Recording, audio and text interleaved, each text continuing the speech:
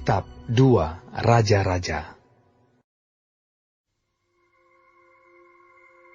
Salah seorang dari istri-istri para nabi mengadukan halnya kepada Elisa sambil berseru, "Hambamu, suamiku sudah mati, dan engkau ini tahu bahwa hambamu itu takut akan Tuhan. Tetapi sekarang penagih hutang sudah datang untuk mengambil kedua orang anakku menjadi budaknya." Jawab Elisa kepadanya, "Apakah yang dapat kuperbuat bagimu? Beritahukanlah kepadaku apa-apa yang kau punya di rumah." Berkatalah perempuan itu, "Hambamu ini tidak punya sesuatu apapun di rumah, kecuali sebuah buli-buli berisi minyak." Lalu berkatalah Elisa, "Pergilah, mintalah bejana-bejana dari luar, daripada segala tetanggamu, bejana-bejana kosong, tetapi jangan terlalu sedikit. Kemudian masuklah, tutuplah pintu sesudah engkau dan anak-anakmu masuk. Lalu tuanglah minyak itu ke dalam segala bejana. Mana yang penuh, angkatlah." Pergilah perempuan itu daripadanya. Ditutupnyalah pintu sesudah ia dan anak-anaknya masuk. Dan anak-anaknya mendekatkan bejana-bejana kepadanya, sedang ia terus menuang. Ketika bejana-bejana itu sudah penuh, berkatalah perempuan itu kepada anaknya, "Dekatkanlah kepadaku sebuah bejana lagi." Tetapi jawabnya kepada ibunya, "Tidak ada lagi bejana." Lalu berhentilah minyak itu mengalir. Kemudian pergilah perempuan itu memberitahukannya kepada abdi Allah, dan orang ini berkata, "Pergilah, jualah minyak itu, bayarlah hutangmu, dan hiduplah dari lebihnya, engkau serta anak-anakmu." Pada suatu hari, Elisa pergi ke Sunem.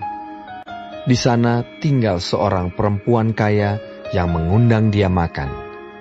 Dan seberapa kali ia dalam perjalanan, singgahlah ia ke sana untuk makan. Berkatalah perempuan itu kepada suaminya, "Sesungguhnya aku sudah tahu bahwa orang yang selalu datang kepada kita itu adalah abdi Allah yang kudus. Baiklah kita membuat sebuah kamar atas yang kecil, yang berdinding batu. Dan baiklah kita menaruh di sana baginya sebuah tempat tidur, sebuah meja, sebuah kursi, dan sebuah kandil. Maka, apabila ia datang kepada kita, ia boleh masuk ke sana." Pada suatu hari, datanglah ia ke sana.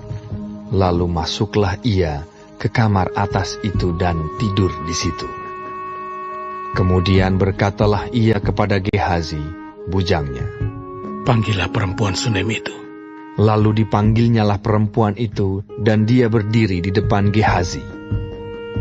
Elisa telah berkata kepada Gehazi, "Cobalah, katakan kepadanya, sesungguhnya engkau telah sangat bersusah-susah seperti ini untuk kami. Apakah yang dapat kuperbuat bagimu?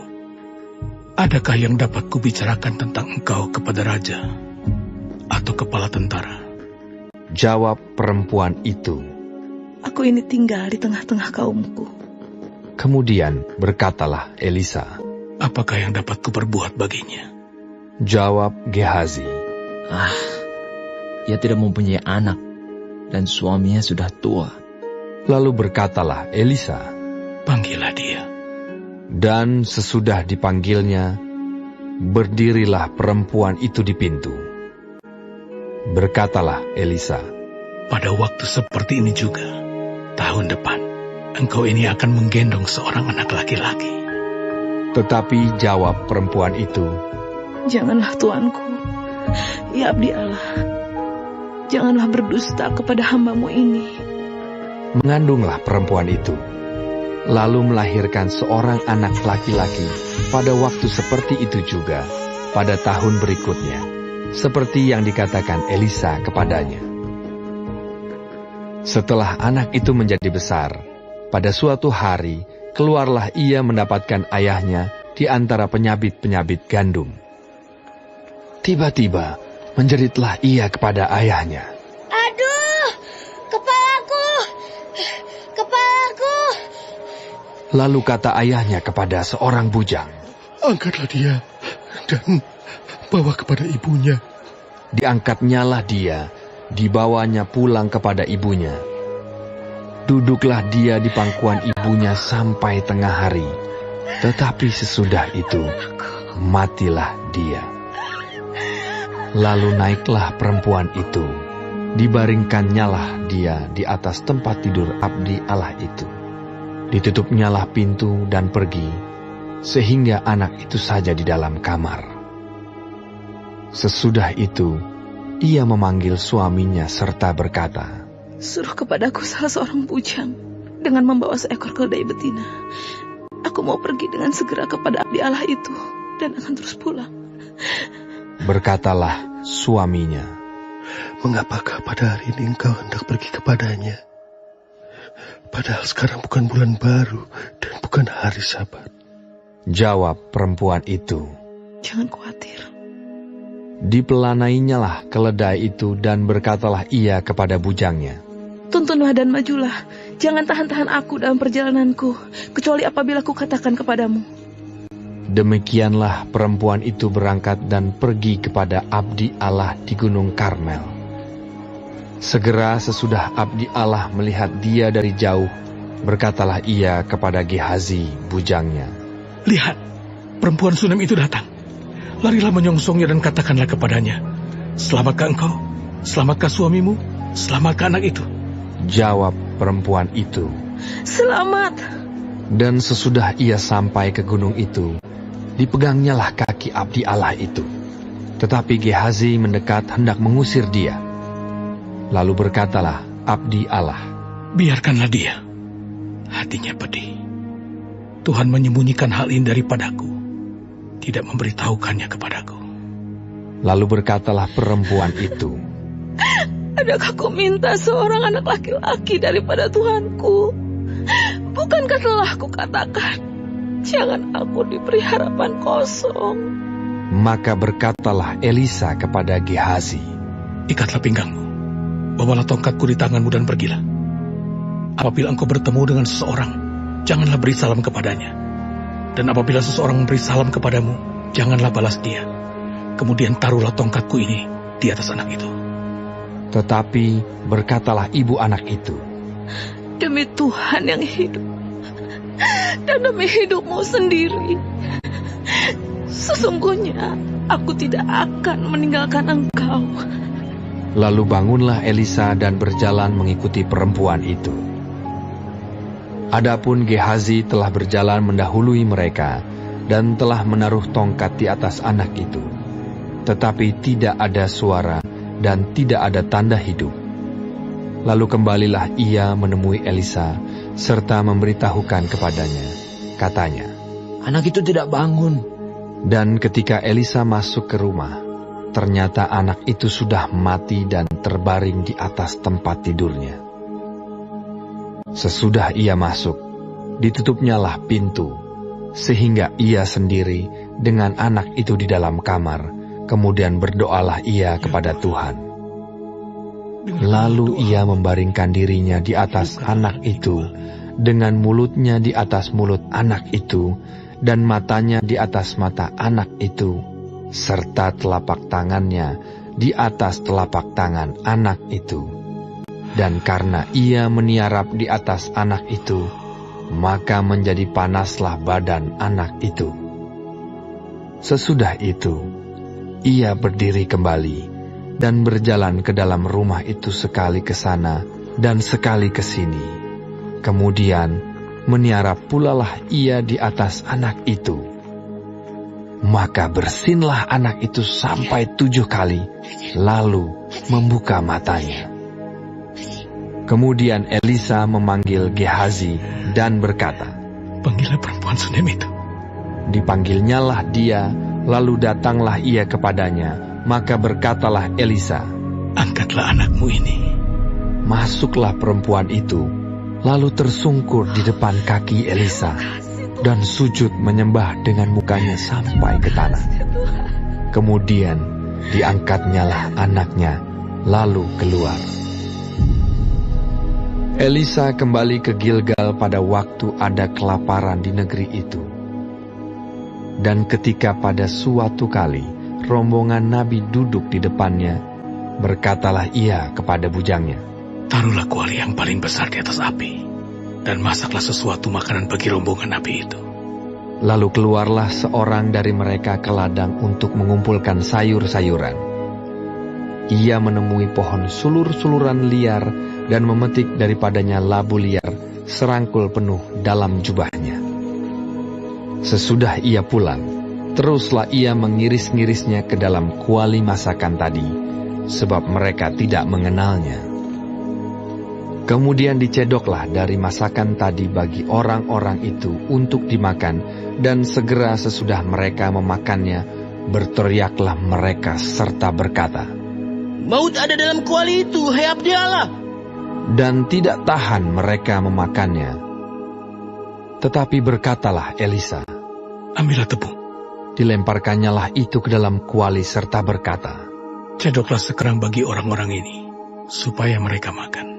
Maka tidak ada lagi sesuatu bahaya dalam kuali itu. Datanglah seseorang dari Baal Salisa dengan membawa bagi abdi Allah roti hulu hasil, yaitu 20 roti jelai serta gandum baru dalam sebuah kantong. Lalu berkatalah Elisa, "Berilah itu kepada orang-orang ini, supaya mereka makan." Tetapi pelayannya itu berkata, Bagaimanakah aku dapat menghidangkan ini di depan 100 orang? Jawabnya, "Berikanlah kepada orang-orang itu, supaya mereka makan. Sebab beginilah firman Tuhan, orang akan makan, bahkan akan ada sisanya." Lalu dihidangkannyalah di depan mereka. Maka makanlah mereka dan ada sisanya, sesuai dengan firman Tuhan.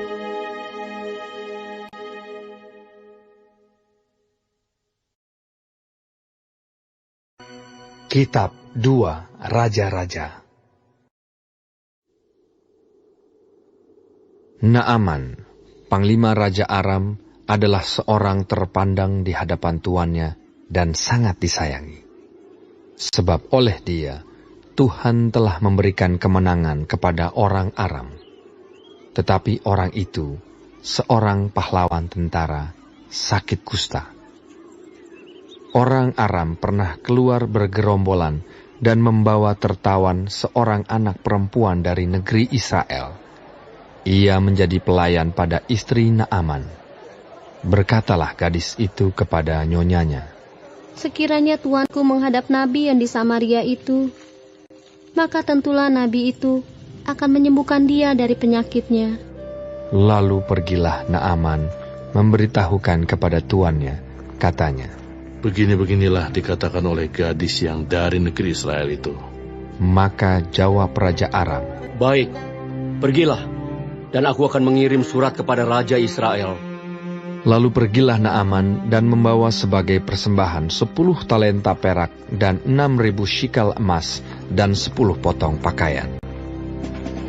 Ia menyampaikan surat itu kepada Raja Israel yang berbunyi, "Sesampainya surat ini kepadamu, maklumlah kiranya bahwa aku menyuruh kepadamu Naaman, pegawaiku, supaya engkau menyembuhkan dia dari penyakit kustanya." Segera sesudah Raja Israel membaca surat itu, dikoyakkannyalah pakaiannya, serta berkata, "Alahkah aku ini yang dapat mematikan dan menghidupkan, sehingga orang ini mengirim pesan kepadaku, supaya ku sembuhkan seorang dari penyakit kustanya? Tetapi sesungguhnya, perhatikanlah dan lihatlah, dia mencari gara-gara terhadap aku." Segera sesudah didengar Elisa, abdi Allah itu, bahwa Raja Israel mengoyakkan pakaiannya, dikirimnyalah pesan kepada Raja, bunyinya, "Mengapa engkau mengoyakkan pakaianmu? Biarlah ia datang kepadaku, supaya ia tahu bahwa ada seorang nabi di Israel." Kemudian datanglah Naaman dengan kudanya dan keretanya, lalu berhenti di depan pintu rumah Elisa. Elisa menyuruh seorang suruhan kepadanya, mengatakan, "Pergilah mandi 7 kali dalam sungai Yordan, maka tubuhmu akan pulih kembali, sehingga engkau menjadi tahir." Tetapi pergilah Naaman dengan gusar sambil berkata, Aku sangka bahwa setidak-tidaknya ia datang keluar dan berdiri memanggil nama Tuhan Allahnya, lalu menggerak-gerakkan tangannya di atas tempat penyakit itu, dan dengan demikian menyembuhkan penyakit kustaku. Bukankah Abana dan Parpar, sungai-sungai Damsik, lebih baik dari segala sungai di Israel?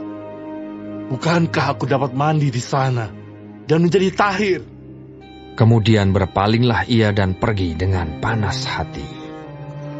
Tetapi pegawai-pegawainya datang mendekat serta berkata kepadanya, Bapak, seandainya nabi itu menyuruh perkara yang sukar kepadamu, bukankah Bapak akan melakukannya? Apalagi sekarang, ia hanya berkata kepadamu, mandilah, dan engkau akan menjadi tahir. Maka turunlah ia membenamkan dirinya 7 kali dalam sungai Yordan, sesuai dengan perkataan abdi Allah itu. Lalu pulihlah tubuhnya kembali seperti tubuh seorang anak dan ia menjadi tahir. Kemudian kembalilah ia dengan seluruh pasukannya kepada abdi Allah itu. Setelah sampai, tampillah ia ke depan Elisa dan berkata, Sekarang aku tahu bahwa di seluruh bumi tidak ada Allah kecuali di Israel. Karena itu, terimalah kiranya suatu pemberian dari hamba-Mu ini. Tetapi Elisa menjawab, Demi Tuhan yang hidup, yang di hadapannya aku menjadi pelayan, sesungguhnya aku tidak akan menerima apa-apa. Dan walaupun Naaman mendesaknya supaya menerima sesuatu, ia tetap menolak. Akhirnya, berkatalah Naaman, Jikalau demikian, biarlah diberikan kepada hamba-Mu ini tanah sebanyak muatan sepasang bagal. Sebab hamba-Mu ini tidak lagi akan mempersembahkan korban bakaran atau korban sembelihan kepada Allah lain, kecuali kepada Tuhan. Dan kiranya Tuhan mengampuni hamba-Mu ini dalam perkara yang berikut. Apabila Tuanku masuk ke Kuil Rimon untuk sujud menyembah di sana, dan aku menjadi pengapitnya, sehingga aku harus ikut sujud menyembah dalam Kuil Rimon itu, kiranya Tuhan mengampuni hamba-Mu ini dalam hal itu. Maka berkatalah Elisa kepadanya, Pergilah dengan selamat. Setelah Naaman berjalan tidak berapa jauh daripadanya, berpikirlah Gehazi, bujang Elisa, abdi Allah. Sesungguhnya tuanku terlalu menyegani Naaman, orang Aram ini, dengan tidak menerima persembahan yang dibawanya. Demi Tuhan yang hidup, sesungguhnya aku akan berlari mengejar dia dan akan menerima sesuatu daripadanya. Lalu Gehazi mengejar Naaman dari belakang. Ketika Naaman melihat ada orang berlari-lari mengejarnya, turunlah ia dengan segera dari atas kereta untuk mendapatkan dia dan berkata, Selamat. Jawabnya, Selamat. Tuanku Elisa menyuruh aku mengatakan, baru saja datang kepadaku 2 orang muda dari pegunungan Efraim, dari antara rombongan nabi. Baiklah, berikan kepada mereka setalenta perak dan 2 potong pakaian. Naaman berkata, Silakan, ambillah 2 talenta. Naaman mendesak dia dan membungkus 2 talenta perak dalam 2 pundi-pundi dan 2 potong pakaian, lalu memberikannya kepada 2 bujangnya. Mereka ini mengangkut semuanya di depan Gehazi. Setelah mereka sampai ke bukit, disambutnyalah dari tangan mereka, disimpannya di rumah, dan disuruhnya kedua orang itu pergi, maka pergilah mereka. Baru saja Gehazi masuk dan tampil ke depan tuannya, berkatalah Elisa kepadanya, Dari mana Gehazi? Jawabnya, Hamba-Mu ini tidak pergi kemana-mana. Tetapi kata Elisa kepadanya, Bukankah hatiku ikut pergi ketika orang itu turun dari atas keretanya mendapatkan engkau? Maka sekarang engkau telah menerima perak dan dengan itu dapat memperoleh kebun-kebun, kebun zaitun, kebun anggur, kambing domba, lembu sapi, budak laki-laki dan budak perempuan. Tetapi penyakit kusta Naaman akan melekat kepadamu dan kepada anak cucumu untuk selama-lamanya. Maka keluarlah Gehazi dari depannya dengan kena kusta, putih seperti salju.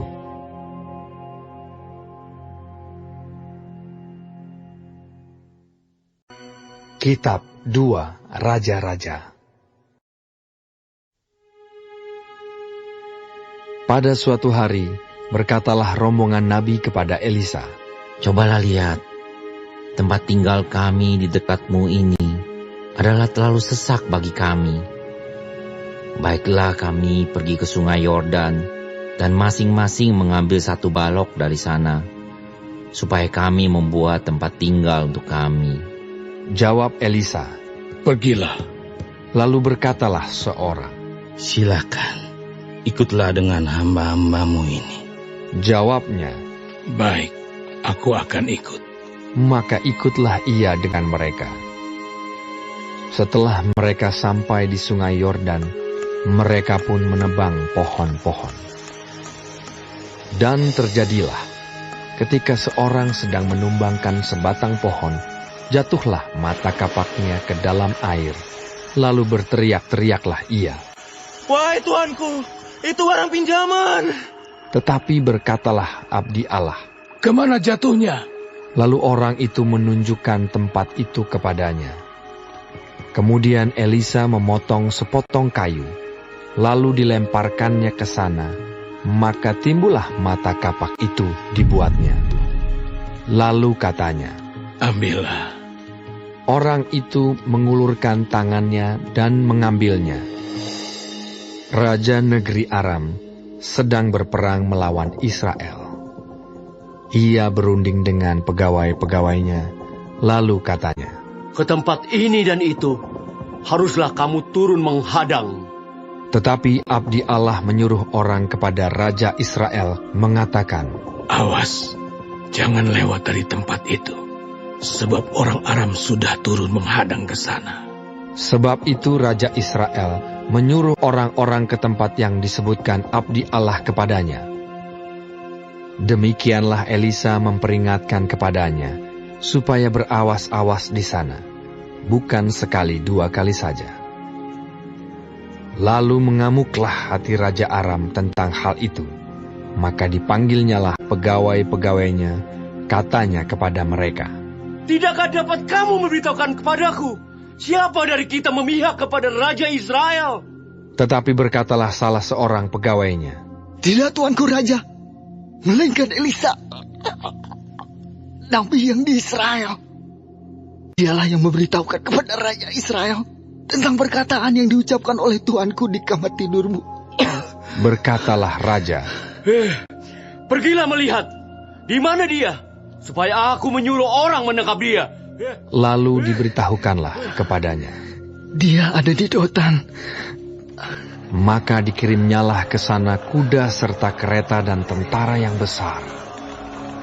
Sampailah mereka pada waktu malam, lalu mengepung kota itu. Ketika pelayan abdi Allah bangun pagi-pagi dan pergi keluar, maka tampaklah suatu tentara dengan kuda dan kereta ada di sekeliling kota itu. Lalu berkatalah bujangnya itu kepadanya, "Celaka Tuanku, apakah yang akan kita perbuat?" Jawabnya, "Jangan takut, sebab lebih banyak yang menyertai kita daripada yang menyertai mereka." Lalu berdoalah Elisa, "Ya Tuhan, bukalah kiranya matanya, supaya ia melihat." Maka Tuhan membuka mata bujang itu, sehingga ia melihat. Tampaklah gunung itu penuh dengan kuda dan kereta berapi sekeliling Elisa. Ketika orang-orang Aram itu turun mendatangi dia, berdoalah Elisa kepada Tuhan, "Butakanlah kiranya mata orang-orang ini." Maka dibutakannyalah mata mereka sesuai dengan doa Elisa. Kemudian berkatalah Elisa kepada mereka, Bukan ini jalannya, dan bukan ini kotanya. Ikutlah aku, maka aku akan mengantarkan kamu kepada orang yang kamu cari.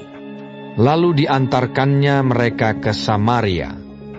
Segera sesudah mereka sampai ke Samaria, berkatalah Elisa, "Ya Tuhan, bukalah mata orang-orang ini, supaya mereka melihat." Lalu Tuhan membuka mata mereka, sehingga mereka melihat dan heran.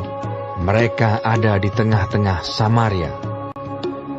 Lalu bertanyalah Raja Israel kepada Elisa, tatkala melihat mereka, "Kebunuhkah mereka, Bapa?"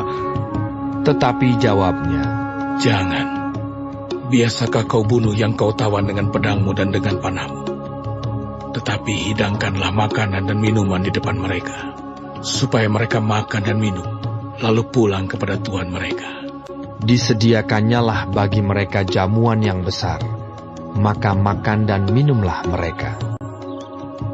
Sesudah itu, dibiarkannyalah mereka pulang kepada Tuhan mereka.